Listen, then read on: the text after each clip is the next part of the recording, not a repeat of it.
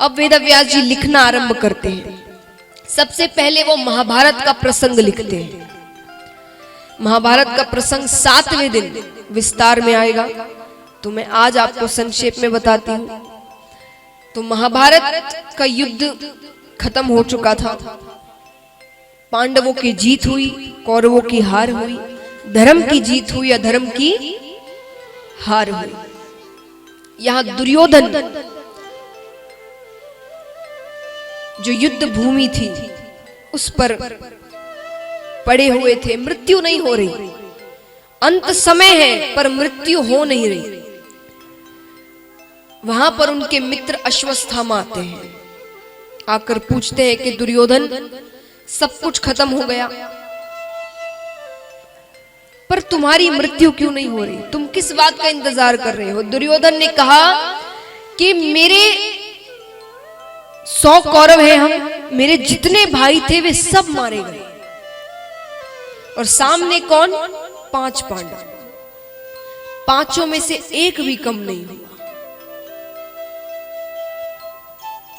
अश्वत्थामा ने कहा मैं कुछ मदद कर सकता हूं। दुर्योधन ने कहा कर सकते हो तो उन 5 पांडवों के कटे हुए सर ला कर दे दो मुझे, मेरी मृत्यु हो जाएगी।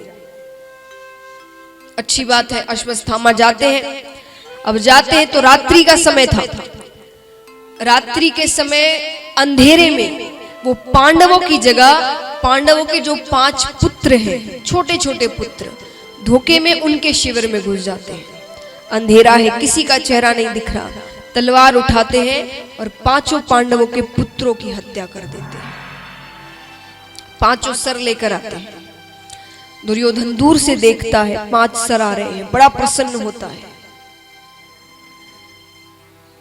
जैसे ही कपड़ा उठाया जाता है वो पुत्रों के चेहरे को देखता है, रोने लग जाता है।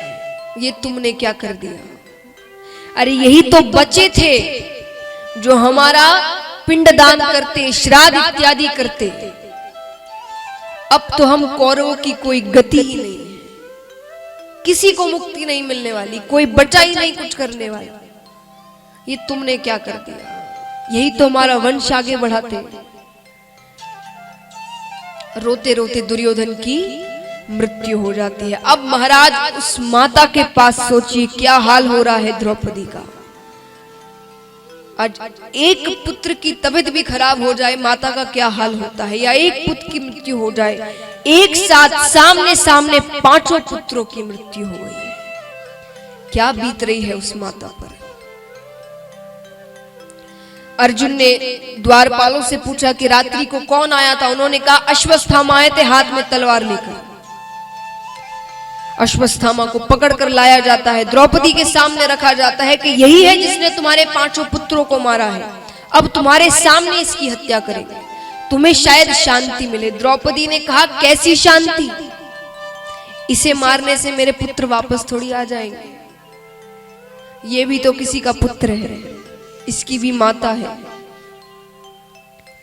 और गुरु पुत्र है, गुरु हत्या का कलंक सर पर लगेगा, इसे छोड़ दो। छोड़ दिया जाता है पर अपमानित कर दिया जाता है, उनके केश काट दिए जाते हैं और सर पर एक मणि लगी थी अश्वत्थामा के, वो मणि निकाल ली जाती है। ऐसे भी देखिए उन्हें मार नहीं सकते थे। 7 ऋषि हैं, ऋषि कहें देवता कहें, जो अमर है। कौन कौन है पता है आपको? हनुमान जी, अश्वत्थामा,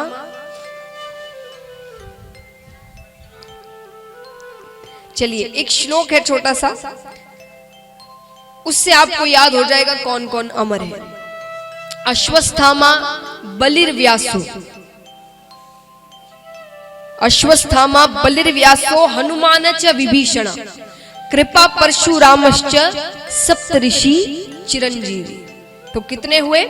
अश्वत्थामा बलिर, बलिर यानी राजा बलि, तो अश्वत्थामा बलिर्व्यासो वेदव्यास जी महाराज, हनुमान च विभीषण हनुमान जी और विभीषण, कृपा परशुरामश्च कृपाचार्य जी और परशुराम जी, सप्तऋषि चिरंजीवी। ये 7 ऋषि है जो अमर है। अभी भी कहीं ना कहीं है। तो महाराज इसीलिए इन्हें नहीं, अश्वत्थामा को नहीं मार सकते थे, लेकिन मृत्यु कर देते तो शायद अच्छा होता। क्यों? क्योंकि मृत्यु का घाव उतना बड़ा नहीं होता जो अपमान का होता है। किसी को मार दो चलेगा, पर उसे अपमानित करके मत छोड़ो। अपमान का घाव बहुत बड़ा होता है।